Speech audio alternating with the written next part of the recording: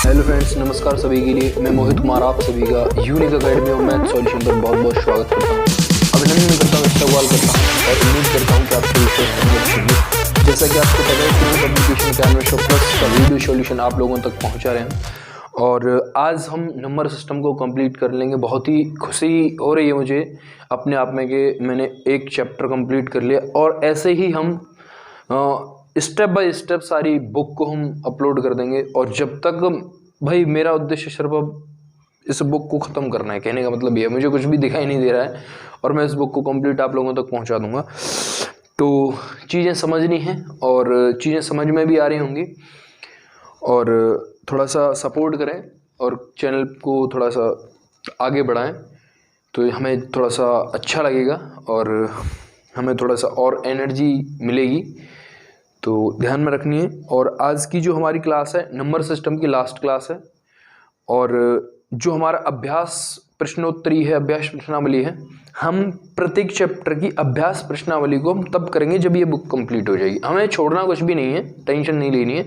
जब हम इसको कंप्लीट कर देंगे पूरी बुक को तो उसके बाद में मैं एक एक चैप्टर की मतलब पूरी वीडियोस बना दूंगा, ठीक है ना। एक एक चैप्टर जो अभ्यास में जैसे कि किसी में 50 होंगे, किसी में 60 होंगे, तो उनके हम एक प्रैक्टिस के रूप में लेंगे उन चीज़ों को, क्योंकि उसमें थोड़े से क्वेश्चन बहुत एडवांस है बात के लिए। तो पहले हम इस पूरी बुक को कंप्लीट करेंगे, उसके बाद में हम अभ्यास प्रश्नावली की एक एक वीडियो अपलोड कर देंगे पूरे। मतलब जब भी इसमें 18-20 चैप्टर होंगे तो इसके हिसाब से हम 18-20 वीडियो में उसको कंप्लीट करेंगे, टेंशन नहीं लेना है, ठीक है।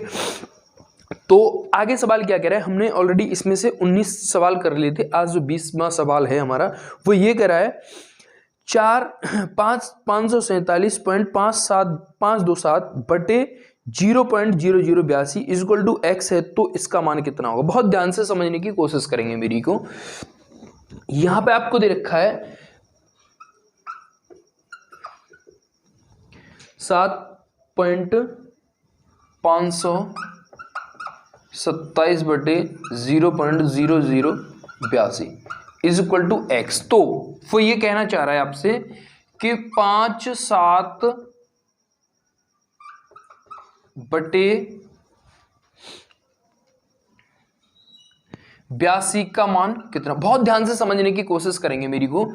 अब यहां कितने अंक बाद पॉइंट है, 3 अंक बाद, और यहां पे कितने अंक बाद पॉइंट है, 4 अंक बाद। तो पॉइंट के बाद जीरो का कोई मतलब नहीं होता है, तो मैं इन पॉइंट्स को बराबर कर लेता हूं, यहां पे एक जीरो लगा देता हूं, क्योंकि पॉइंट के बाद जीरो का कोई मतलब नहीं होता है। तो हम कितनी भी जीरो अपनी तरफ से अपनी कैलकुलेशन को आसान करने के लिए बढ़ा सकते हैं, डजंट मैटर, बट आपको समझना है। तो इस पॉइंट से अभी ये पॉइंट कैंसिल हो गया।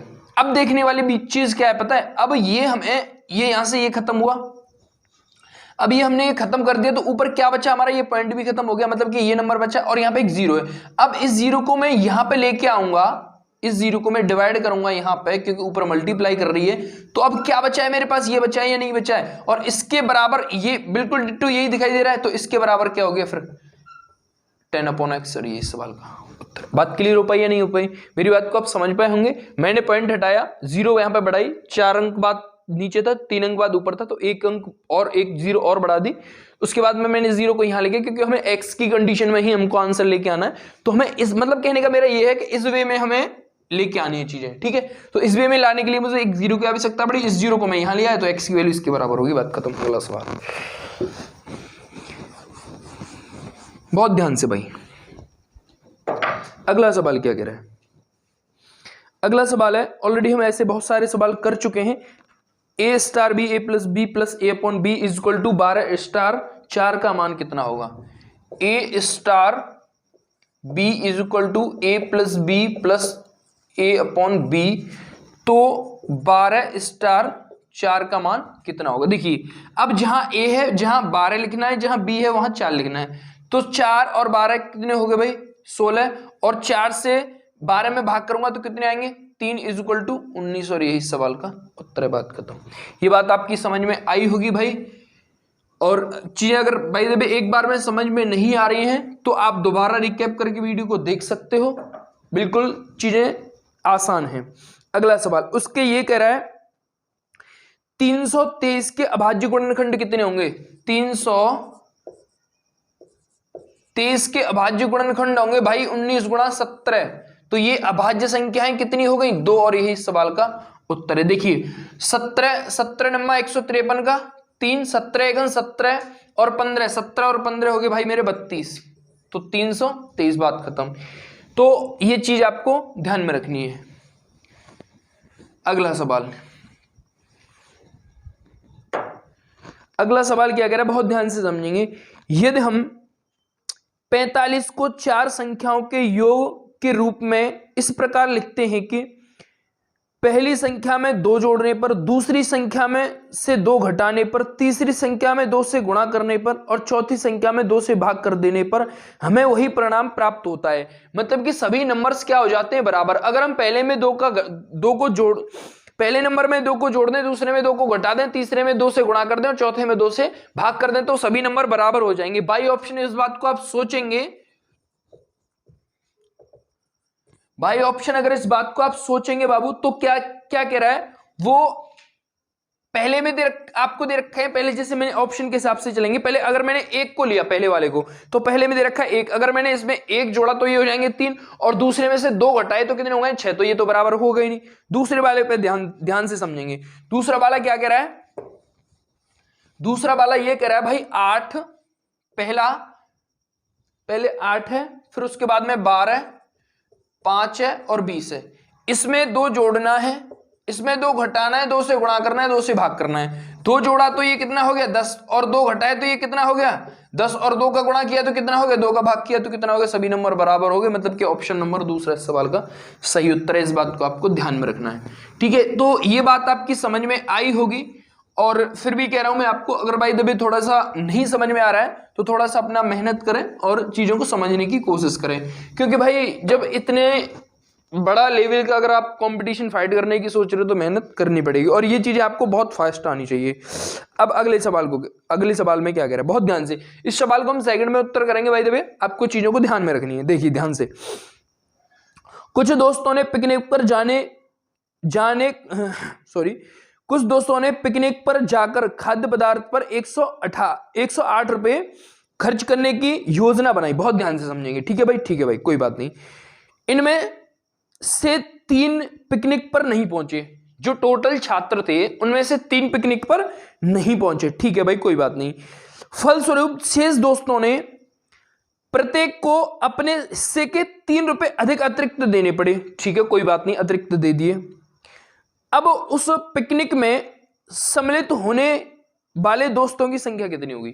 मेरी बात को बहुत ध्यान से समझेंगे कि इसको हम ऑप्शन के हिसाब से करें तो सेकंड में इस सवाल का हम उत्तर कर पाएंगे। जैसे कि मैं अगर इसका करता हूं, पहला ऑप्शन लेता हूं 15, तो मैं मान लेता हूं 15 ही छात्र थे, और 15 अगर मैंने 15 ही रुपए, अगर एक ने 15 रुपए दिए होंगे जितने छात्र हैं, तो कितने रुपए होंगे 225, जबकि रुपए तो 108 है, तो ये तो होगा नहीं। दूसरा 12 है, तो 12 का भी नहीं होगा। अगर मैंने यहां 9 लिया, बहुत ध्यान से, अगर मैंने 9 लिया और 9 ही लोगों ने 9 रुपए, एक ने 9 दिए, तो ये कितने हो गए टोटल 81, बात के लिए रुपए या नहीं। अब ये तो टोटल ये है कि जब हम, मतलब कि एक ने 9 दिए होंगे, लेकिन कुछ लोगों ने, मतलब जो स्टूडेंट हैं उन्होंने 3 लोग नहीं आए, तो उनके हिसाब से उन्होंने 3 रुपए अधिक दिए हैं, ठीक है। तो एक ने 3 रुपए अधिक दिए होंगे, तो 9 लोगों ने कितने रुपए दे दिए 27, तो टोटल कितना हो गया भाई मेरे 108, और ये इस सवाल का उत्तर है। ये बात आपकी समझ में आई होगी। मतलब ये है इसका कि जब मैंने 9 लोग हैं, मैं मान लेता हूं 9 लोगों ने 9 रुपए दिए होंगे, जब सभी लोग थे, ठीक है। तो अब यहां पे टोटल कितना अमाउंट हो गया हमारा 108। अब उसने बोला है कि 3 रुपए अतिरिक्त और दिए हैं, 3 रुपए अतिरिक्त 9 लोग देंगे तो 27 रुपए दे देंगे, और जब मैं इनको जोड़ूंगा तो टोटल हमारे पास कितने रुपए हो गए 100।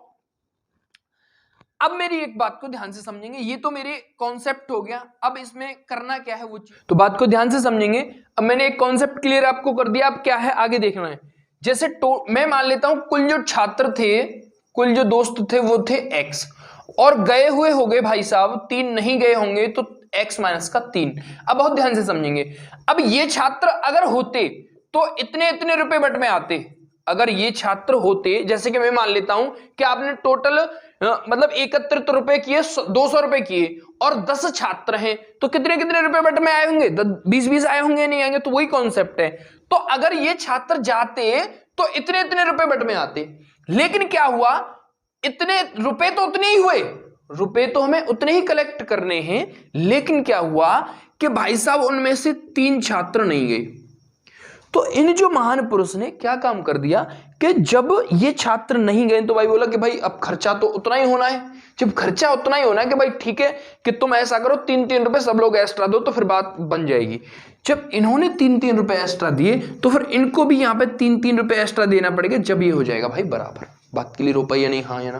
तो इसको मैं इधर लाऊंगा तो ये माइनस का हो जाएगा, तो 108 बटे x माइनस का 3 माइनस 108 बटे x इज इक्वल टू 3। अब मेरी एक बात को ध्यान से समझेंगे, जैसे ये जो ऑप्शन हमें गिवन है, ये ऑप्शन हमें गिवन है कौन से, ये ऑप्शन गिवन है हमें जो छात्र गए हुए हैं। बात क्लियर है? तो अब यहां पे मुझे ये तो पता नहीं कि कितने छात्र गए हुए हैं, लेकिन मुझे ये अपना अंदाजा मैं लगा सकता हूं कि जब जैसे कि मैं मान लेता हूं कि 15 छात्र गए हुए हैं, तो जब 15 छात्र गए हुए हैं तो प्लानिंग कितने छात्रों ने की होगी? 18 छात्रों ने की होगी, क्योंकि 3 तो नहीं गए हैं। बात क्लियर है या नहीं है? तो भाई 18 छात्रों ने अगर प्लानिंग की होगी तो अगर मैंने 18 यहां पे लिखा तो x में से x माइनस 3 करेंगे, मतलब 18 में से 15 3 जाएंगे तो 15 बचेंगे। क्या ये 15 इसको डिवाइड कर रहा है? नहीं कर रहा है, तो ये तो हो नहीं सकता है। बात क्लियर? अब जैसे मैंने दूसरा ऑप्शन चेक किया 12, जब 12 छात्र गए हैं तो प्लानिंग कितनों ने की होगी? 15 ने की होगी। जब 15 यहां पे लिखूंगा मैं तो ये भी नहीं बनेगा। बात क्लियर हो पा रही है? नहीं हो रही, क्योंकि 15 डिवाइड करेगा नहीं 108 को। अगर मैंने ऑप्शन चेक किया ना, अगर आपको बेसिक से करोगे ना, इसका गुणा इससे, इसका गुणा इससे और इन दोनों का गुणा करना और फैक्टर करना, तब उत्तर आएगा। हमने उत्तर ऑलरेडी सेकंड में कर दिया है, लेकिन बात को यहां पे ऐसे समझना है। तो अब मैंने जैसे 9 लिया, अब जब 9 छात्रों ने प्लानिंग की है, जब 9 छात्र पिकनिक पर गए हैं तो प्लानिंग कितनों ने की होगी? मतलब कि 12 ने की होगी। बात क्लियर हो पा रही है नहीं? तो मतलब कि 12 अगर टोटल कैंडिडेट्स ने प्लानिंग की होगी, तो अगर मैंने 12 यहां लिखा तो 12 में से 3 घटाऊंगा तो कितने बचेंगे? 9, और 9 का मैं डिवाइड करूंगा इसमें तो ये कितने बार जाएगा? 12 बार। 12 नंबर 108 होते हैं।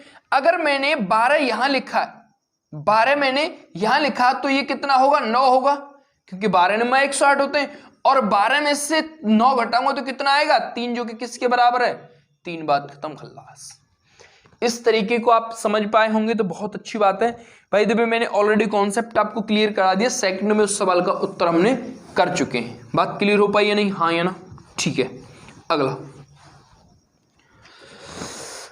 अगला सवाल क्या कह रहा भाई मेरे? अगला सवाल कुछ इस तरीके से है, 1 से 50 तक की संख्याएं लिखने के लिए कुल कितने अंकों की आवश्यकता होगी? बहुत ध्यान से, 1 से 50 तक की संख्या।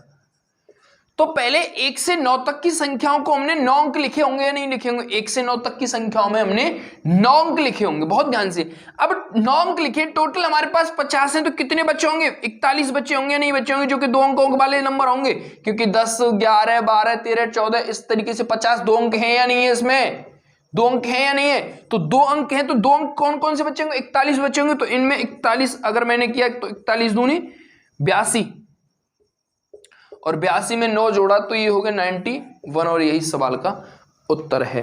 बात क्लियर हो पाई या नहीं? हाँ या ना? दोबारा समझ लें इस बात को। हमने 1 से 9 तक लिखे तो 9 डिजिट पड़ेंगे हमें लिखने के लिए, 1 2 3 4 5 इस तरीके से, ठीक है।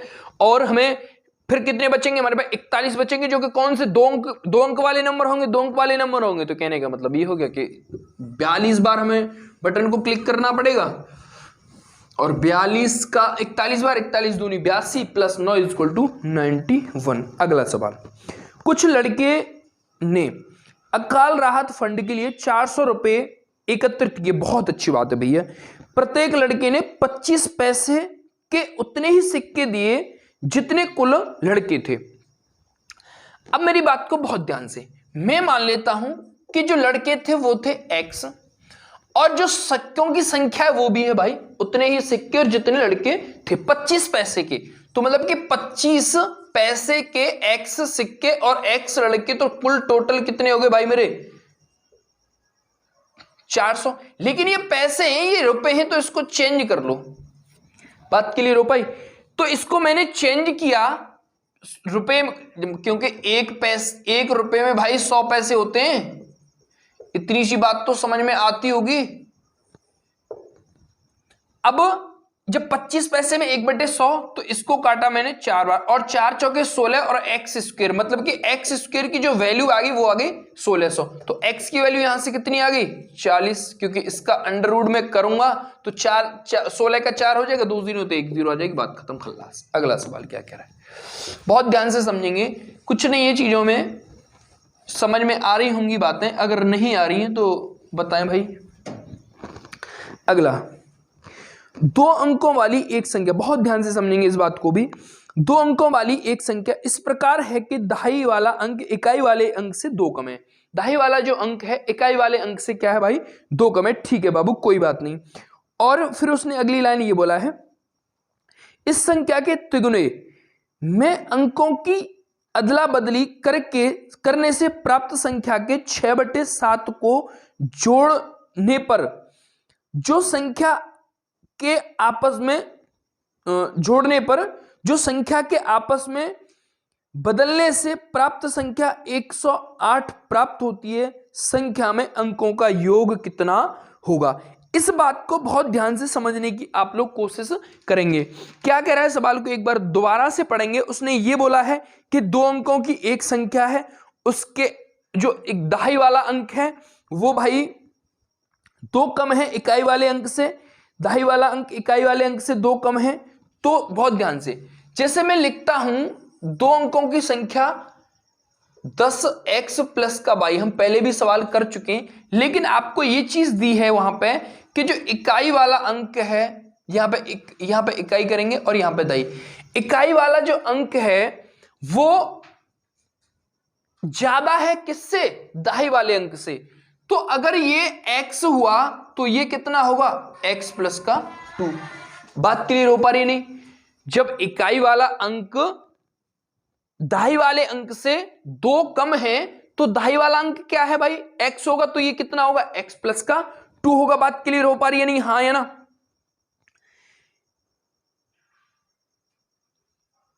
ये बात समझ में आई है नहीं। तो अब देखो 2 अंकों की संख्या कैसे बनेगी, क्योंकि 2 अंक में 10 का गुणा करेंगे हम, तो यहां पे 10 प्लस ये, तो 10 और 1 कितने हो गए 11। तो संख्या कौन सी हो गई हमारी 10 प्लस का 2।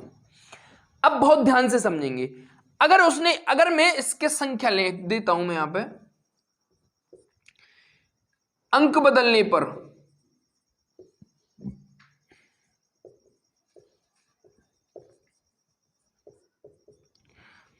अंक अगर मैं बदलूंगा तो ये होगा 10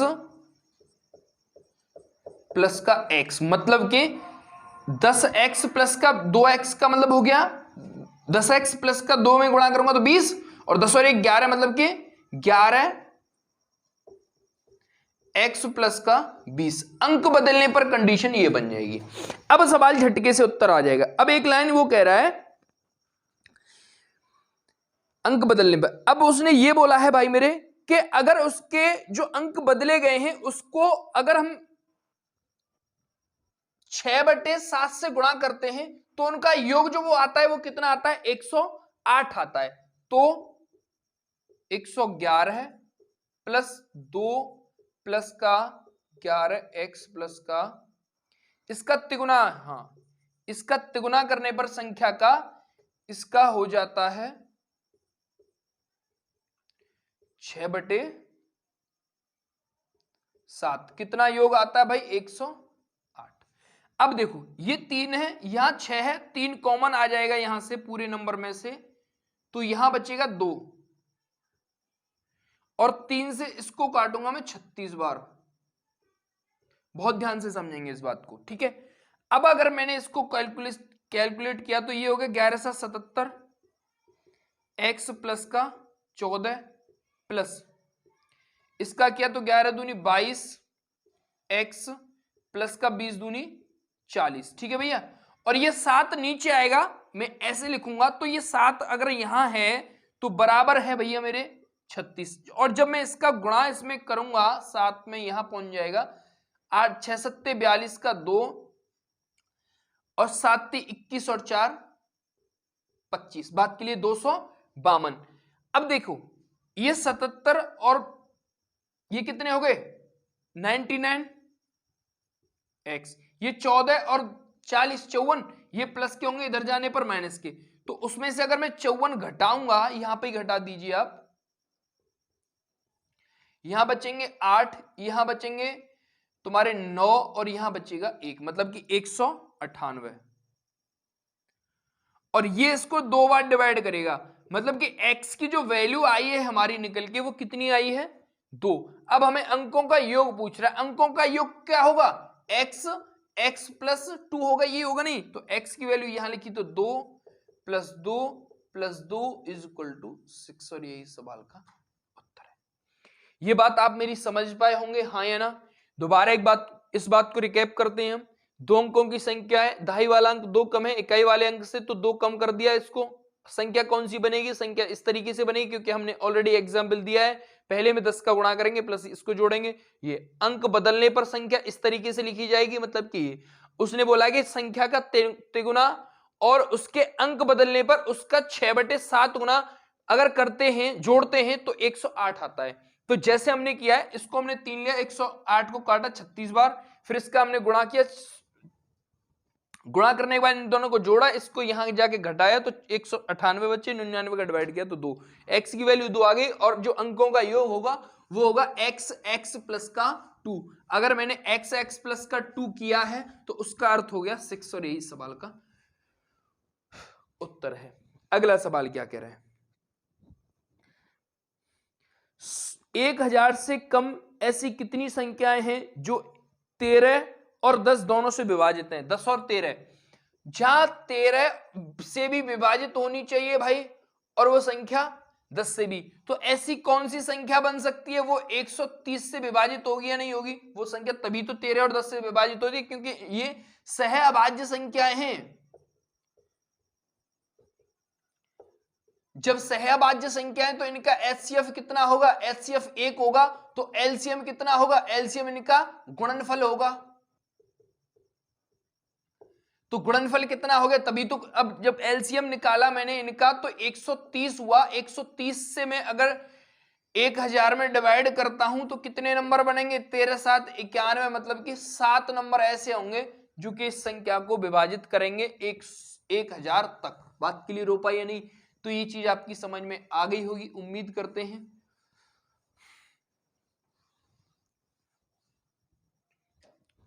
अगला सवाल,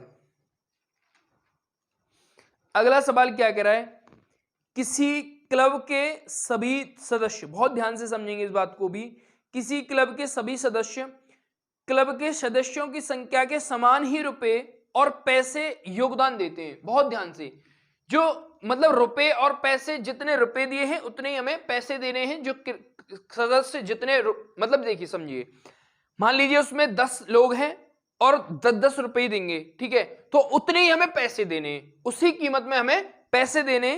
तो फिर क्या है, मतलब कि अगर 10 लोग हुए तो 10-10 पैसे भी वो ही देंगे, ठीक है। तो इस बात को भी आपको ध्यान में रखना है। तो कुल योगदान हो जाता है 25-25। तो वो ये पूछना चाह रहा है तो क्लब में सदस्यों की संख्या कितनी होगी। मैं इस बात को बाय ऑप्शन भी कर दूंगा, डजंट मैटर, लेकिन पहले आपको समझनी है। माना कि सदस्य x हैं तो उन्होंने x पैसे दिए और x ही रुपए दिए, तो मतलब कि रुपए टोटल यहां पे x हो गए। फिर उन्होंने क्या काम कर दिया भाई मेरे, उन्होंने ये काम और कर दिया है कि ये जो पैसे हमारे हैं इसको भी हमने, ये पैसे हमने रुपए में बना लिए। तो अब टोटल हमारे पास कितने रुपए हो गए, 25-25। तो 100 और 1 कितने हो गए, 101 एक्स स्क्वायर बटे 100। और आपको जब मैंने एक चीज पढ़ाई थी कि जब हम किसी भी नंबर से 101 में 2 अंकों की संख्या से अगर मल्टीप्लाई करते हैं तो उसके अंक क्या हो जाते हैं भाई, डबल हो जाते हैं, ठीक है। तो इससे अगर मैं काटूंगा तो इसके अंक डबल कब होंगे, जब ये 25-25 होगी या नहीं होगी, हाँ या ना। तो इसको ये 25-25 बार काटेगी, और जब 100 का गुणा में 25 से करूंगा तो 2500 हो जाएगा। तो x का मतलब कितना हो गया, √2500, और √2500 का मतलब कितना हुआ, 50, और बात खत्म। इस बात को हम बाई ऑप्शन भी सोच सकते हैं। कैसे? बहुत ध्यान से, ये सवाल आपकी समझ में आ गया होगा।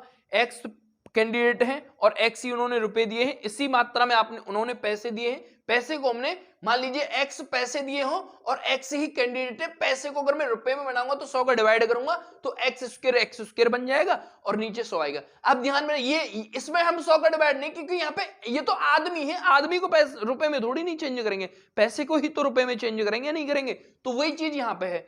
अब मैं बाई ऑप्शन इस बात को कैसे सोच सकता हूं, इस बात को आपको ध्यान में रखना है। मैं लगभग मैंने जहां तक मुझे ध्यान है, मैंने हर क्वेश्चन के आपको 1 से 2 3 तरीके बताए होंगे, जो कि जिनमें से आपको जो आसान लगे उस तरीके से आप कर सकते हो। आज तक की जो वीडियो है मेरी, लगभग हम इसमें 250 से 300 क्वेश्चन सॉल्व कर चुके हैं। तो अब तक जो मैंने ऐसा कोई भी सवाल होगा जिसमें मैंने आपको 2 से 3 तरीके नहीं बताए होंगे। बात क्लियर है? तो मैं कोशिश करता हूं चीजों को ज्यादा आप लोगों तक पहुंचाने की, तो इस बात को आपको समझना है। देखिए, जैसे ऑप्शन आपको मैंने मान लिया 50 है। जब 50 लोग हैं तो उन्होंने 50 ही पैसे दिए होंगे, मतलब टोटल हमारे पास कितने हो गए? 2500। बहुत ध्यान से समझेंगे, अब बहुत ध्यान से। अब 50 लोग हैं और 50 लोगों ने 50 पैसे दिए होंगे। 50 लोगों ने 50 पैसे दिए होंगे। अगर मैं इसको रुपए में चेंज करता हूं तो क्या हो गया? रुपए। तो इसको काट दिया 25, यहां से 25 रुपए और मिल गए, तो कितने हो गए भाई मेरे? 2500। 25 बात खत्म, खल्लास। बात क्लियर हो पा रही है नहीं? हाँ या ना? बाई ऑप्शन भी इस सवाल को आप झटके से कर सकते हो और बाकी किसी में ये सेट नहीं बनेगा। इस बात को आप समझ गए होंगे। अगला सवाल क्या कह रहा है भाई मेरे? 200 और 400 के बीच पड़ने वाली उन सभी पूर्णांक जिनका आरंभिक अंक 3, ठीक है भैया, अथवा अंतिम अंक 3, अथवा आरंभिक और अंतिम अंक 2। मतलब हमें ऐसी सभी संख्याएं बतानी हैं जो 200 और 400 के बीच में पड़ती हों, जिनका आरंभिक अंक और अंतिम अंक कितना होना चाहिए? 3 होना चाहिए। अब एक मेरी बात को बहुत ध्यान से समझेंगे। अगर मैंने 200 और 400 के बीच की बात कर रहा है तो यहां पे एक डिजिट मतलब लिखा जाएगा 300, तो 300 में आरंभिक अंक हो गया हमारा 300, मतलब 3 हो गया, और लास्ट में आएगा हमारा 399। मतलब कि यहां से यहां तक मुझे 100 नंबर तो यहां तक मिल गए होंगे भाई मेरे, 100 नंबर तो यहां तक मिल गए होंगे। अब ध्यान से समझिए, उसमें यह भी बोला है अथवा या फिर 3 अंक लास्ट में भी होने चाहिए। अब देखिए, मैंने लिखा 203, 213, इसी तरीके से मैं लिखूंगा तो लास्ट में 293, तो अंतिम अंक यहां पे सभी में 3-3 मिलेगा। तो यहां से मुझे कितने नंबर मिलेंगे? 10 मिलेंगे। तो टोटल नंबर कितने होंगे बाबू? 110, और बात खत्म, खल्लास। बुक के हिसाब से करोगे बहुत देर हो जाएगी, आपको मेरी भाषा समझनी है। पहले हमने 200 से 300 तक के निकाले तो मतलब 100 नंबर मिले होंगे। फिर 203, 213, 223, 243, 253, 263, 273, 283, 293, वहां तक नंबर लिखूंगा तो 10 नंबर होंगे। 10 इसमें जोड़े तो 110। बात खत्म, खल्लास। अगला सवाल क्या कह रहे भाई मेरे? अगला सवाल बहुत ध्यान से समझेंगे इस बात को भी। इसमें संख्याएं 2 4 6 8 डॉट डॉट डॉट 198 198 और 200 है। अगर परस्पर इन संख्याओं का हम गुणा करते हैं तो शून्यों की संख्या अंतिम से, बहुत ध्यान से समझेंगे मेरी बात को। 2 4 6 8 10 डॉट डॉट डॉट 196 198 और 200, ये नंबर हमें दे रखे हैं। अगर इन सभी का मैं गुणा करता हूं तो वो ये पूछना चाह रहा है बाबूजी कि वहां पे अंतिम से शून्यों की संख्या कितनी होगी। पहले अगर मैं इस बात को बेसिक से समझाने की कोशिश करूं तो देखिए 10 20 30 40 50, मैं इसको सेकंड में उत्तर कर दूंगा, टेंशन नहीं लेनी है। 60 70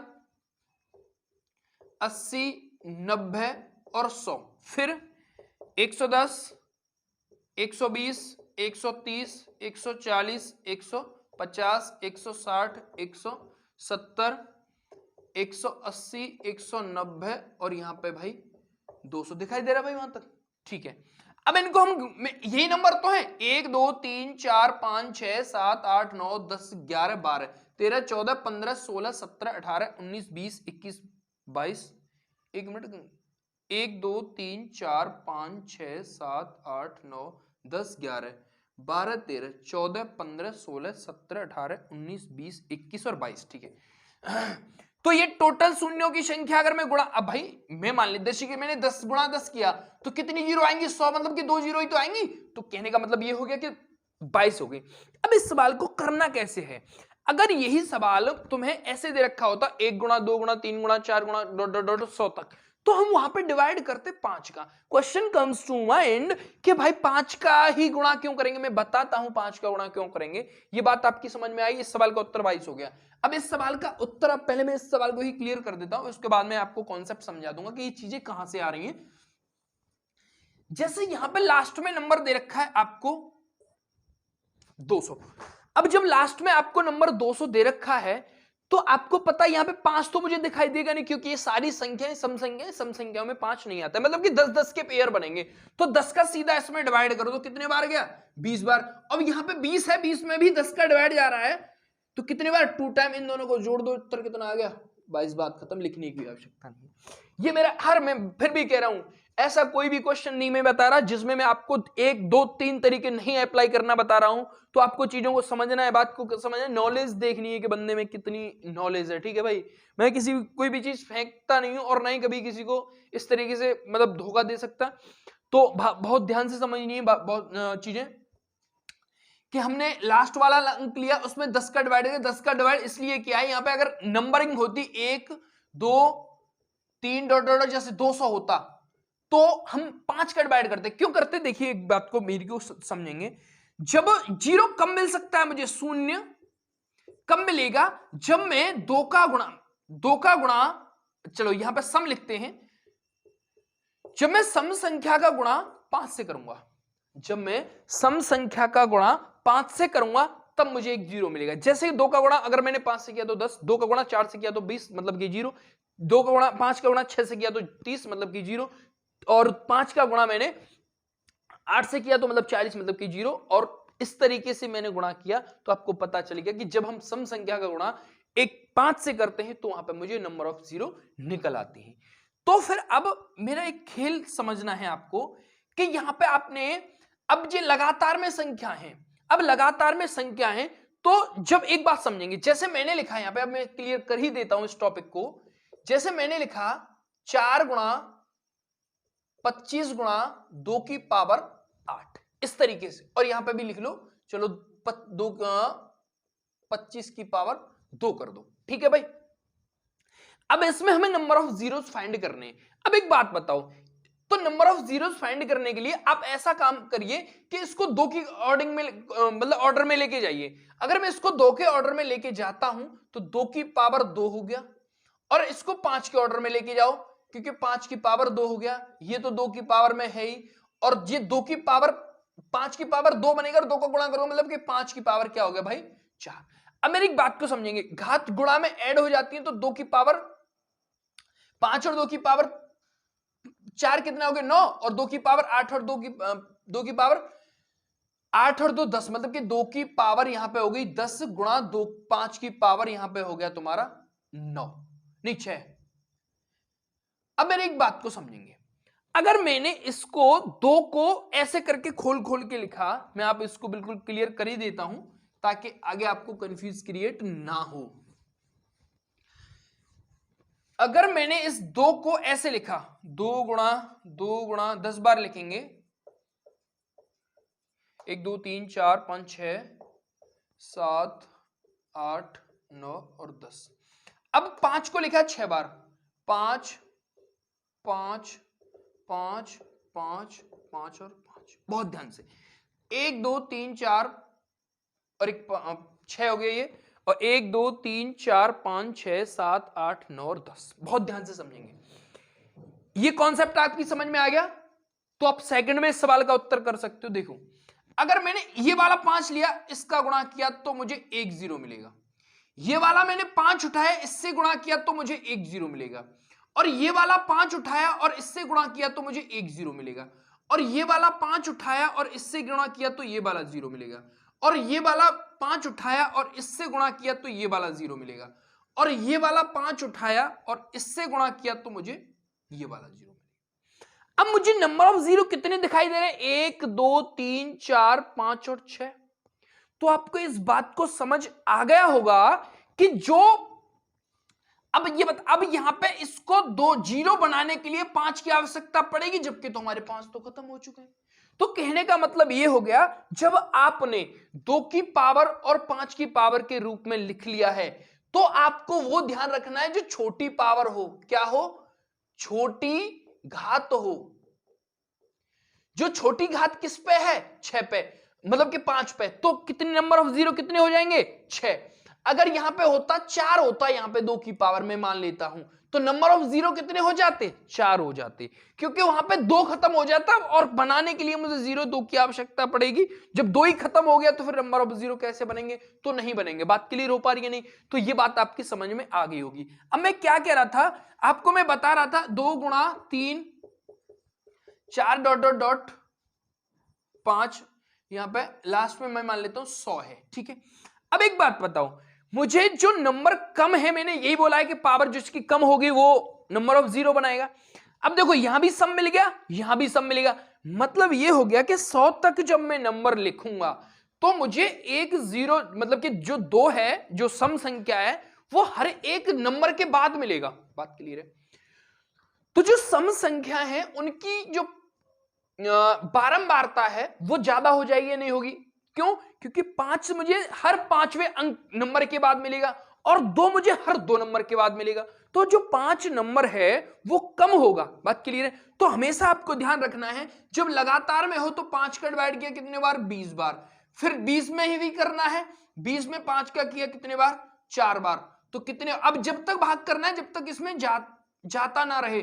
तो 20 और 4 कितने हो गए? 24। तो 1 से 100 तक की जब संख्याओं का मैं गुणा करूंगा तो नंबर ऑफ जीरो कितने हो जाएंगे? नंबर ऑफ जीरो 24 हो जाएंगे। इस सवाल के रिगार्डिंग मैंने आपको ये पूरा कॉन्सेप्ट क्लियर करा दिया, ठीक है भाई। आगे सवाल क्या कह रहा है? ये सभी टाइम आपको कैलकुलेट करना है वीडियो के रिगार्डिंग। आप ये नहीं सोचेंगे कि भाई पता नहीं मतलब इतने टाइम में इतने सवाल हो पा रहे हैं, लेकिन जो मैं सवाल कर रहा हूं उस टाइम को ही कैलकुलेट करें, और जब मैं कॉन्सेप्ट क्लियर कर रहा हूं उस टाइम को, तो ठीक है भाई। अगला,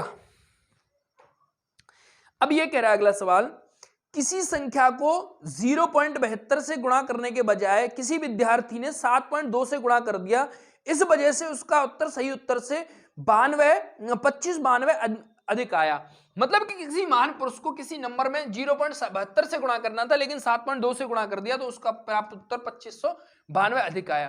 तो कहने का अर्थ ये हो गया कि 7 पॉइंट इसमें से घटाने हैं मुझे 0.72। तो भाई घटाना है, जो मैंने पहले भी कल भी कॉन्सेप्ट क्लियर कराया था, इसका ही मतलब कितना है? 2500। ये माइनस मत समझना, इसका मतलब है कि ये इसको इंडिकेट कर रहा है, मतलब कि यहाँ पे बराबर ही है, ठीक है। कहीं वो माइनस समझ लें इस बात को, ठीक है। मैं बार बार इसी को, और मैंने पहले भी कह दिया, अपना अपना तरीका होता है भाई पढ़ाने का, तो कंफ्यूज नहीं होना है चीजों में। मैं बार बार एक ही चीज को बोलता जा रहा हूं। अब देखिए, अब इसमें से घटाऊंगा तो यह जाता है और उसके बराबर लिया जाता है। जब मैं इसको इसमें से घटाऊंगा तो ये बनेगा मेरा 6.48। इसका ही मतलब कितना है? 2592। इस पॉइंट को हटाऊंगा तो 2 0 आ जाएंगे, इसको इससे कटेगा ये 4 बार। कैसे पता है? 4 8 32 का 2, 4 चौके 16 और 3 19, 4 छक्के 24 और 1 25, और नीचे 2 0 है तो यहाँ पे 4 है, तो ये 100 भाग कर रहा है तो यहाँ आके गुणा करेगा, मतलब कि उत्तर कितना हो गया? 400। और यही सवाल का उत्तर है। तो ये बात आपको ध्यान में रखनी है भाई, ठीक है।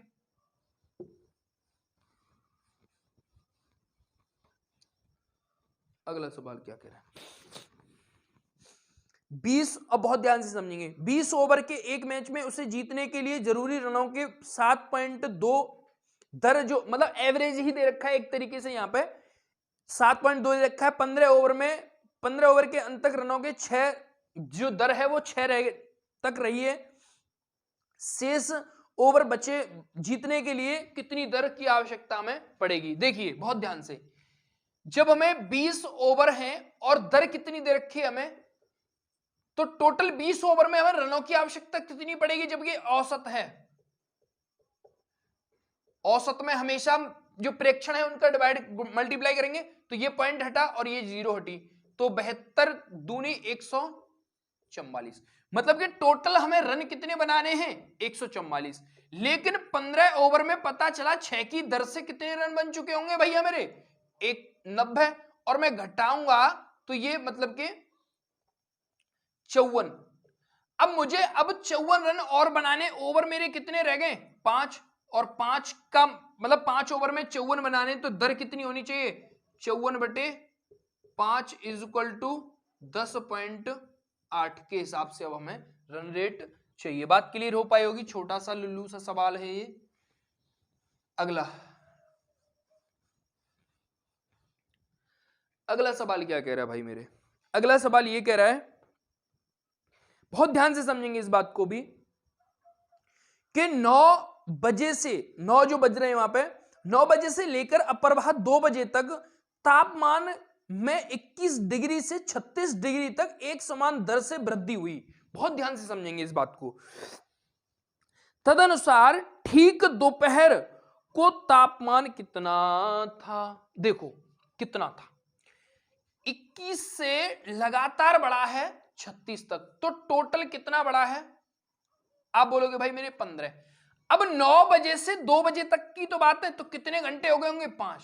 तो 5 घंटे में तापमान बढ़ा मेरा 15, तो 1 घंटे में कितना बढ़ा होगा भाई मेरे, आप बोलोगे 3 की दर से बढ़ा होगा भाई, 1 घंटे में 3 की दर से ही तो बढ़ा होगा।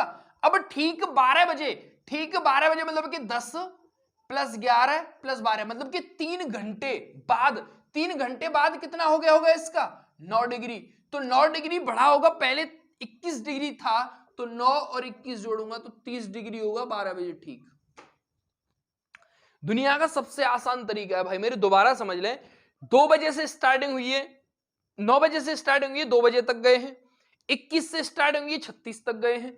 यहां पे हमारा तापमान बढ़ा है 15 और वहां पे टाइम बढ़ा है 5 घंटे, तो 5 घंटे में ही तो ये 15 बढ़ा होगा। तो 1 घंटे में कितना बढ़ा, 1 घंटे में 3 बढ़ा, आप बोलोगे। अब ठीक 12 बजे, ठीक दोपहर की बात कर रहा है, ठीक दोपहर क्या क्या बोलते हैं, ठीक दोपहर में कब कब होता है, जब 12 बजते हैं, तो 12 बजे की बात कर रहा है। 12 बजे तक पहुंचने के लिए 9 बजे में 3 की आवश्यकता पड़ेगी, मतलब कि 3 डिग्री और बढ़ गया होगा, तो 21 में 3 जोड़ेंगे तो 30 इस सवाल का उत्तर हो गया। अगला, हाँ बहुत ध्यान से इस बात को भी, राम ने अपनी मृत्यु के पश्चात, ठीक है भैया, अपनी संपत्ति का 1/भाग अपनी विधवा पत्नी को, अपनी वाइफ को जो दिया है वो दिया है 1/3। ठीक है भैया, बहुत ध्यान से छोड़ दिया, और शेष संपत्ति का 3/5 भाग अपनी पुत्री को दे दिया। अब 1/3 कुल संपत्ति का दिया है, तो कितना बचा होगा शेष,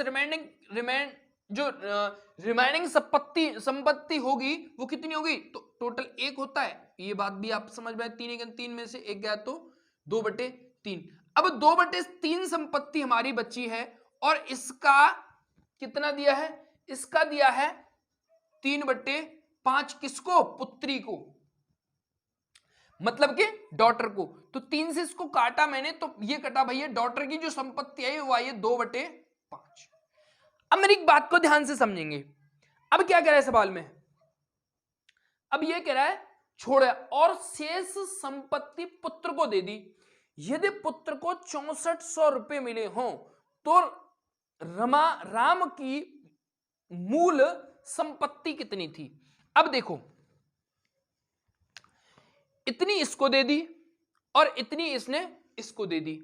अब वो ये बताओ मुझे, यहां से इतनी इसको दी है और इतनी इसने इसकी अपनी वाइफ को दे दी है, तो अब यहां से कितनी बची होगी, मतलब कि इस संपत्ति में से इसको निकाल दिया, इस संपत्ति में से इसको निकालूंगा मैं, तो कितनी बचेगी भाई, 2/3 माइनस का 2/5। भाई यही तो रह गई थी। अब शेष इतनी इसको दे दी, तो 5 दूनी 10, 3 दूनी 6, तो मतलब बचा 4/15।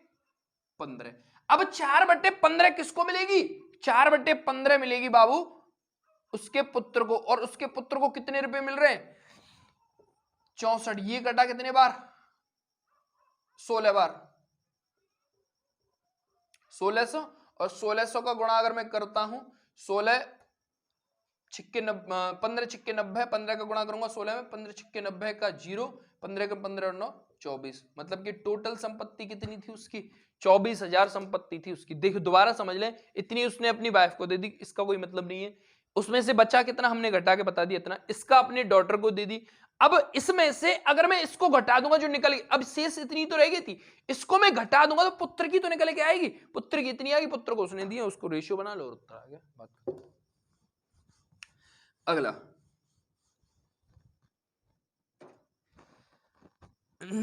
अगला सवाल क्या कह रहा है भाई? 44,806 संख्या में यदि निकटतम हजार में लिखा जाए, देखो बहुत ध्यान से समझें कि 44,806 को निकटतम हजार में लिखना है। देखो अगर मैंने इसको, आप बोलेंगे 44,000 लिख दो भाई, अगर मैंने इसको 44,000 लिखा तो वहां पे मुझे 806 कम करने पड़ेंगे। बात क्लियर हो पा रही है नहीं? हाँ है ना। अगर मैंने इसको 45 लिखा, 45,000 लिखा, तो मुझे केवल और केवल 194 की आवश्यकता पड़ेगी 45,000 लिखने के लिए। तो हजार में लिखने के लिए अप्रोक्स कितना होगा? 45,000। बात खत्म। यही सवाल का उत्तर है। अगला भाई, ये भी सवाल बहुत ध्यान से समझना है। एक कक्षा में 18 लड़के 160 सेंटीमीटर लंबे, ये जो 18 लड़के हैं, कुल लड़कों का जो मतलब कि जो 18 लड़के हैं उनकी जो हाइट है वो 160 सेंटीमीटर की हाइट है। जो 18 लड़के हैं हमारे, सॉरी, जो 18 लड़के हैं उनकी जो हाइट है वो 160 सेंटीमीटर की हाइट है भाई। तो उसने, और वो जो लड़के हैं 18, वो कुल लड़कों का कितना है? 3/4 है, मतलब कि 3/4 का ही मतलब है 18। तो टोटल जो लड़के हुए वहां पे जिनकी मतलब कि टोटल जिनकी हाइट है वो कितने हो गए? यहाँ पे 6 बार 6 चौक 24, मतलब कि टोटल लड़के कितने हो गए? 24। अब उसने एक लाइन और बोली है, कुल लड़कों का 2/3 भाग लड़के, मतलब कुल लड़कों का 2/3 भाग। अब इसका भी 2/3 निकालूंगा मैं तो 24, इससे अब ये तो हाइट वाले लड़के आ गए, लेकिन कुल लड़के का 2/3, तो 2/3 इसको 12 बार, तो 12 × 36, मतलब कि टोटल जो छात्र हो गए वो कितने हो गए? टोटल छात्र हो गए भाई 36। तो इसमें लड़कियों की संख्या पूछ रहे, लड़कियां कितनी होगी, फिर इसमें से इसको घटा देंगे, बात खत्म। 12। दोबारा समझ ले, इसका मतलब है 18, तो जो लड़के 124 हाइट है वो कितनी है? इतनी है। अब ये कुल लड़कों का 2/3 है, कुल लड़कों का 2/3 इसमें निकाल दिया, तो यहां पे टोटल स्टूडेंट आ गए हमारे 36, और 24 यहाँ पे पहले लड़के थे, ये टोटल है, तो कितनी लड़कियां होंगी? 12, और लड़कियों की संख्या ही इसमें पूछी है भाई।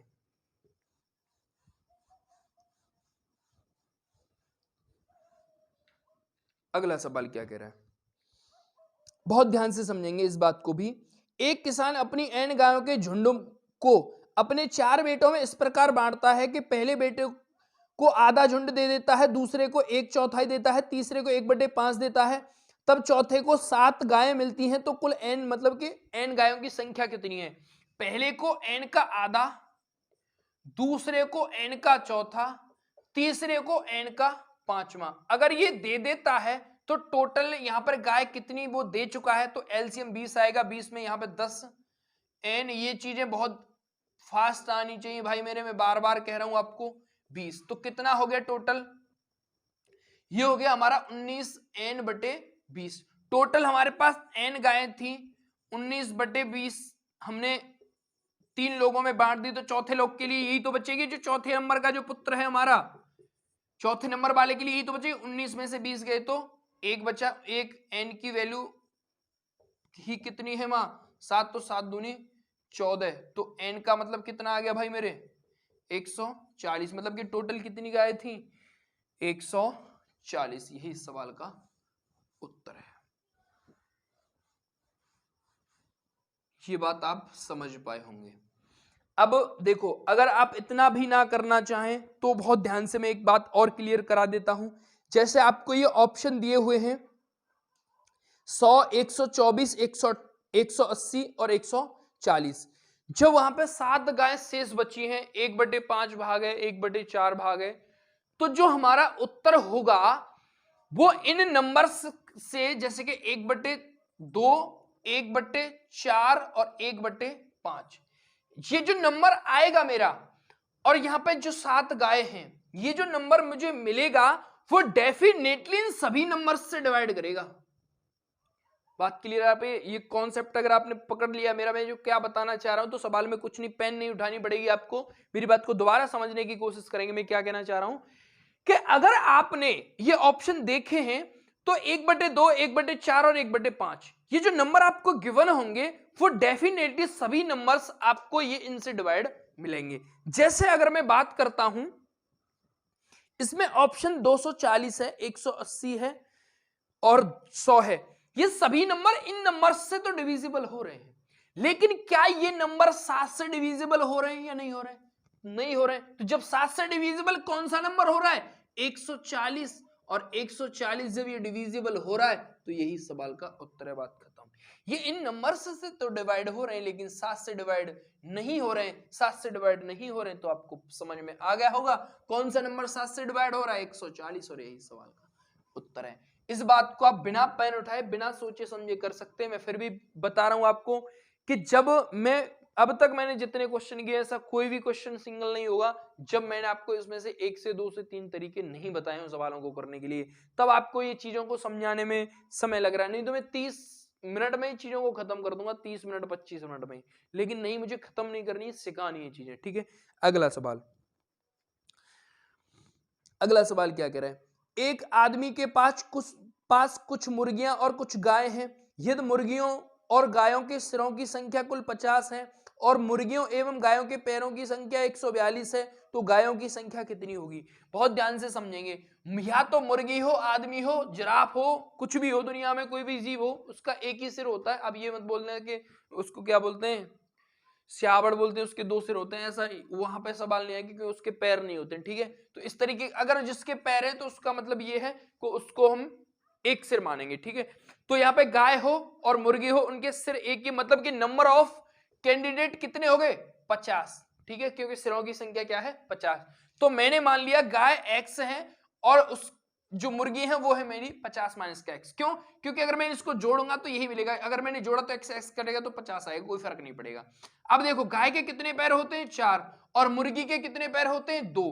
तो अब इनके टोटल पैरों की संख्या कितनी है? 142। इसका मैं करूंगा 4x प्लस 100 माइनस का 2x इज इक्वल टू 142। तो 2 में 4 में से 2 गए तो 2 बचेंगे, 100 प्लस का इधर जाने पर माइनस का मतलब कि 42 बचेगा, और x से डिवाइड करूंगा तो 21। तो गायों की संख्या कितनी आ गई? 21। अब ये बात अगर मेरी आपको समझनी है बहुत ध्यान से, तो क्या करेंगे? बहुत ध्यान से इसको हम रफ कर देंगे। फिर भी कह रहा हूं मैं हर सवाल में आपको 2 तरीके मिनिमम बताऊंगा, कोशिश करता हूं मैं ज्यादा चीजों को समझाने की। आपको क्या करना है, यहां पे गाय दे रखी है आपको और वहां पे आपको पैर वो देखे, तो इन 4 और 2 का अंतर, मतलब पैर पैर का अंतर कर दो, कितना आ गया? 2। अब टोटल कैंडिडेट कितने हमारे? 50। 50 का डबल कर दो, कितना हो गया? 100। और 100 जो पैर हैं उनमें से घटा दो और 2 का कर दो भागे 4 पैर वाला जानवर निकल के आएगा। जब 4 पैर वाला हमने निकाल दिया तो 2 पैर वाला कितना होगा? उसमें से 50 में से इसको घटाएंगे तो 29 हो गया। 29 होंगे 4 पैर वाले, 2 पैर वाले, 2 पैर वाले और 21 होंगे 4 पैर वाले। मेरा कॉन्सेप्ट समझ में आया? पैरों का इनका अंतर हमेशा ही 2 का भाग करना है, ध्यान रखेंगे, और बस इसका डबल करके जो पैर देखे उसमें से घटाना और 2 का डिवाइड करना है, उत्तर आ जाएगा 4 पैर वालों का। और 2 पैर वाले आप निकाल ही सकते हो क्योंकि टोटल जो दे रखे उसमें से घटा दो, बात खत्म। अगला क्या कह रहा भाई? यदि किसी संख्या में 21 जोड़ दिया जाए तो वह अपनी तिगुनी से 7 कम हो जाती है। किसी भी नंबर में अगर मैं 21 जोड़ता हूं तो उसके तिगुने से 7 कम होगी। ठीक है भैया, इसको मैं इधर लाया, इसको मैं इधर ले गया तो 2x इज इक्वल टू 28 और 2 से इसमें डिवाइड किया तो 14। भैया सही दिख रहा है मार्कर में? कोई दिक्कत है? ठीक है भैया, इसमें थोड़ी सी इंक और डाल लो एक मार्कर में। ये बात समझ में आ गई या नहीं आई भाई? बस 8-9 सवाल और हैं हमारे। अगला सवाल, 280 नारंगी 50 लड़के एवं लड़कियों को दिए जाते हैं। इनमें से प्रत्येक लड़के को 5 एवं प्रत्येक लड़की को 7 नारंगी मिलते हैं, तो कुल कितनी लड़कियां हैं? तो मैं मान लेता हूं जो लड़कियां हैं वो हैं x और जो लड़के हैं वो हैं, भैया टोटल 50 है ना, तो जो लड़के हैं वो हैं x माइनस का 50। तो लड़कियों को यहाँ पे गर्ल्स है और यहाँ पे बॉयज है। अब यहाँ पे लड़कियों को कितने नारंगी मिल रहे हैं भैया? लड़कों को 5 मिलते हैं और लड़कियों को 7 मिलते हैं। टोटल यहां पर मिल गए 280। बिल्कुल अभी जब हमने सवाल किया था ये 7 हो गया, इसका मैं गुणा करूंगा तो 7 x 250 यहां पे प्लस है, प्लस माइनस का 5 x इज इक्वल टू 280। ये प्लस का इधर जाने पर माइनस का, 7 में से 5 के तो 2x इज इक्वल टू 30 और x की वैल्यू कितनी आ गई यहां से 15। तो लड़कियां ही हमने मानी थी x और यही सवाल का उत्तर है। बिल्कुल पहले वाला सवाल है, ये बात आपकी समझ में आ गई होगी भाई मेरे।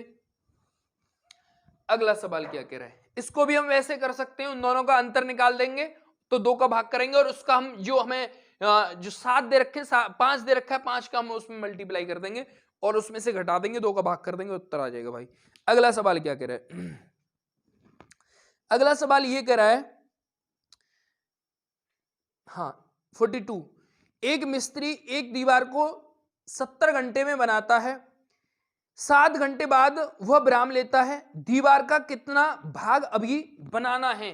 देखिए एक व्यक्ति है 70 घंटे काम करता है, टोटल 70 घंटे में बना सकता है, 7 घंटे उसने काम किया है, तो मतलब कंप्लीट कितनी हो चुकी होगी? 1/10 भाग उसका कंप्लीट हो चुका होगा, तो बचा कितना होगा? इसको मैं 1 में से घटा दूं, टोटल दीवार ये है 1/10, 10 तो 1 10 में से 1 गया तो 9/10, तो कितनी बची है? 0.9 दीवार का भाग अभी बचा है। बात खत्म। बहुत छोटी छोटी सी चीजें हैं जिनमें आपको बहुत ज्यादा समय नहीं लेना है। अगला सवाल क्या कह रहा है, यह भी सवाल बहुत अच्छा है। 1 सेंटीमीटर कम के मीटर डिस्क से मापे गए कपड़े की लंबाई 100 मीटर है, ठीक है भैया। माना कि मीटर डिस्क की माप सही है तो कपड़े की वास्तविक लंबाई सेंटीमीटर में कितनी होगी? मतलब उस महान पुरुष ने पता है क्या किया है, उस महान पुरुष ने 1 मीटर में 90 सेंटीमीटर ही नापा है। क्या है? 90 सेंटीमीटर ही नापा है। तो 100 मीटर में कितना नापेगा वो? 100 मीटर में 9900 सेंटीमीटर नापेगा। मतलब कि उसने 1 सेंटीमीटर को कम नापा है, वो ये एक बात कह चुका है। 1 सेंटीमीटर कम नापा है तो 1 मीटर में 100 सेंटीमीटर होते हैं। 1 सेंटीमीटर कम नापा तो 99, 1 के मतलब 99 नाप रहा है, 100 में 99, 100 नापेगा। बात खत्म, खल्लास। अगला सवाल, अगला सवाल भी बहुत ध्यान से समझेंगे। ये x की जो वैल्यू दे रखी है 1.2424 है, तो 1.2424 को मैं लिख सकता हूं 0.24 पे बार, और मैंने कल भी इस चीज को हमने किया था। अब हमें ये P/Q की जो संख्या है इसके फॉर्म में लेके आनी है और इन संख्याओं का हमें योग फाइंड करना है। तो मैं इसको लिख सकता हूं 1 प्लस का 0.24 पे बार। जब मैं बार हटाऊंगा तो ये पॉइंट भी हट जाएगा और नीचे आ जाएगा 99। इसको मैं 3 से काटूंगा, 8 बार 3 से काटूंगा 33 बार। 33 सेकंड 33 और 8 कितने हो गए? 33 और 8 हो गए तुम्हारे 41 बटे 33, और इन दोनों को जोड़ूंगा तो ये बनेगा 74। तो x प्लस जो हमें P/Q का जो योग फाइंड करना था, ये P/Q की फॉर्म में आ गई या नहीं आई? P/Q की फॉर्म में आ गई, इनका योग हमें फाइंड करना था।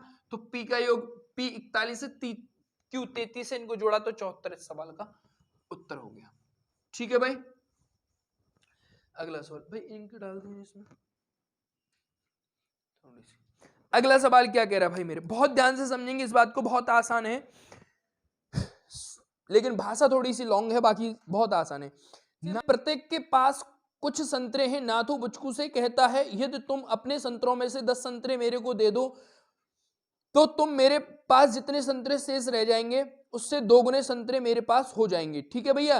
बुचकू उत्तर देता है यदि तुम मुझे 10 संतरे दे दो तो तुम मेरे पास संतरे वही हो जाएंगे जो तुम्हारे पास शेष रह जाएंगे। नाथू और बुचकू के पास कितने कितने संतरे हैं? ये सवाल हमेशा ध्यान रखना है आपको, बाई ऑप्शन ऐसे सवालों को सोचना है। अगर मैंने ऑप्शन पहला ए लिया, जैसे कि 50 और 30 लिया, अगर उसने उससे मांगा तो वहां 10 ले लिए नाथू ने उससे, तो वहां उसके पास 10 रह जाएंगे, उसके पास कितने हो जाएंगे 60। तो ये तो बैठेगा नहीं क्योंकि वहां पे उसका डबल नहीं हो रहा है, ठीक है। अगर मैंने ऑप्शन नंबर बी लिया, जैसे 70 और यहां है उसके दूसरे के पास 50, अगर इसने इसको 10 दे दिए तो इसके पास हो गए 80 और इसके पास कितने बचे, तो क्या इसका डबल हो गया या नहीं हुआ, पहली कंडीशन सॉल्व होगी। अगर इसने फिर इससे बोला है कि अगर तू मुझे 10 दे देता है तो मेरे पास उतने ही हो जाएंगे, इसके अगर इसके पास 10 आ गए तो 60 हो गए, इसके पास कितने रह जाएंगे, उसने बोला कि मेरे पास उतने हो जाएंगे जितने तेरे पास हैं। तो कौन सी वाली बात सही है, 50 और 70 वाली बात सही है। बात क्लियर हो पा रही है नहीं, हाँ या ना। अगला सवाल बहुत ध्यान से समझेंगे इस बात को। यदि n एक प्राकृतिक संख्या हो तो किस संख्या में n+1 n+2 के रूप में लिखा जा सकता है, n+2 के रूप में लिखा जा सकता है। यदि एक n प्राकृतिक संख्या हो तो n+1 n+2 के रूप में किस संख्या को हम लिख सकते हैं, बहुत ध्यान से समझेंगे इस बात को। n+1 n+2 है तो n एक प्राकृतिक संख्या है। जब n एक प्राकृतिक संख्या है तो कोई भी नंबर एक ही ले लो, 1+2 और 2+1 3, तो 3 दूनी 6। तो किस नंबर को हम लिख सकते हैं, 6 नंबर को लिख सकते हैं। बात खत्म, खल्लास। अगला सवाल बहुत ध्यान से, ये बात आपकी समझ में आई होगी। n कोई प्राकृतिक संख्या ले लो, वहां पे लिख दो, बहुत आसान सी चीजें हैं यार।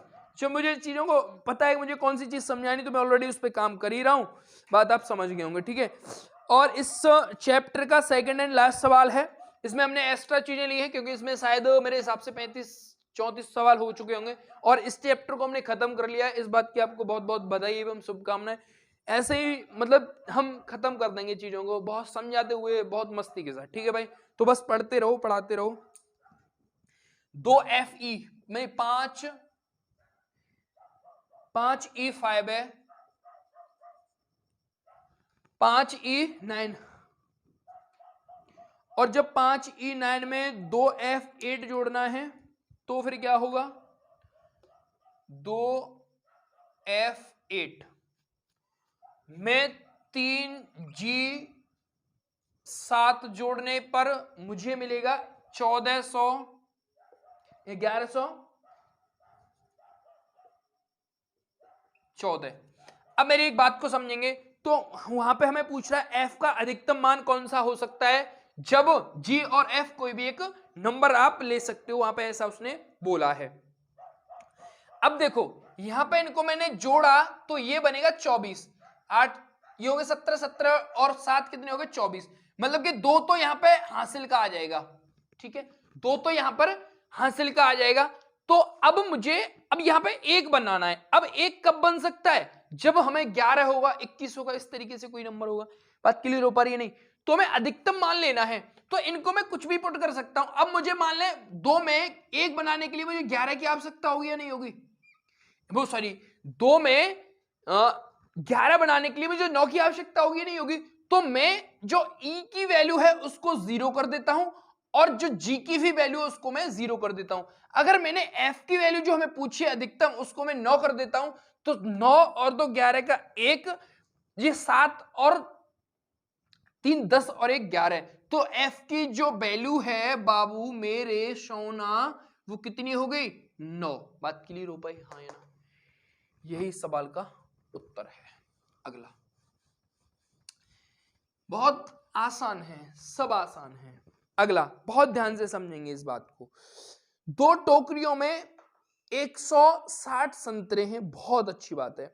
पहली टोकरी में से संतरों का 1/5 भाग दूसरी टोकरी में डाल दिया जाता है, तो दोनों टोकरियों में संतरों की संख्या बराबर हो जाती है। तो पहली टोकरी में संतरों की संख्या क्या होगी। अब भैया संतरों की संख्या हमें बतानी है, तो बहुत ध्यान से इस बात को हम समझेंगे कि मैं मान लेता हूं कि टोकरी में संतरों की संख्या पहली में x है और दूसरी टोकरी में संतरों की संख्या है 640 माइनस का x। 640 ही है ना, 640 माइनस का x। अब मेरी बात को समझेंगे, अगर ये महान पुरुष पहली टोकरी में से 1/5 निकाल देता है तो यहां पर भी एक 5 जब इसमें से इसको, अब मेरे पास ये बताइए, जैसे मेरे भाई ने मुझे 10 रुपए दिए, उसके पास 10 कम हो गए, मेरे पास 10 बढ़ गए, तो इसने 5 कम कर दिए 1/5, तो इसके पास 1/5 बढ़ गए। ये बात आपकी समझ में आ रही है नहीं आ रही? मतलब सॉरी, संतरों का बात क्लियर है? क्योंकि संतरों की संख्या हमने मानी थी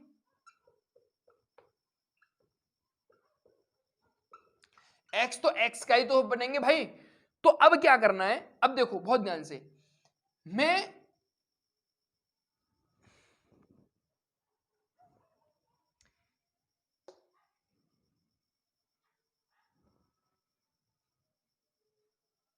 हाँ देखिए, अगर मैं इस पोर्शन को यहां लेके जाता हूं, चाहे ऐसा करो आप इस पूरे पोर्शन को इधर ले आओ और यहां पे इसको इधर रहने दो, खाली ये जो x x है इसको इधर ले आओ, तो इसको मैं इधर लाऊंगा, ये माइनस का है तो इधर आने पर ये प्लस हो जाएगा, मतलब कि 2x, ठीक है। और ये माइनस प्लस का है, इधर आने पर ये माइनस का होगा, मतलब कि माइनस का 5x/5 माइनस का x/5, तो कितना हो जाएगा, माइनस का 2x/5। बात क्लियर हो भाई? अब यहां पे कितना बचा है, 640। अब 5 दूनी 10 और 10 में से 2 गए तो कितने बचे, 8, मतलब कि 8x = 5 का ही मतलब कितना है, 640। इससे ये कटेगा 8 बार और 8 पंजे 40, तो x में कितने संतरे हुए, 400। दोबारा समझ लेते हैं, अगर मैंने एक एग्जांपल आपको दिया था, इसमें से जब मैंने कम किया है तो इसमें बढ़ जाएगा, इस पूरे पार्ट्स को मैं इधर लेके आया तो ये सब माइनस का हो गया, ये माइनस का है तो ये प्लस का हो गया, 2x हो गया, इसको मैं इधर लाया तो ये भी माइनस का, मतलब ये 5/x और 5/x, मतलब कि 2 5/x बराबर इतना, calculation is equal to answer. बात क्लियर हो पाई या नहीं? तो भाई देखिए, बात आपकी समझ में आ रही होगी और हम पहला चैप्टर कंप्लीट कर चुके हैं। आई होप सारी चीजें आपको समझ में आई होंगी, उम्मीद करते हैं। और प्लीज थोड़ा सा सपोर्ट करें और चीजों को समझने की कोशिश करें। Thank you, thanks for watching, meet you again, okay bye.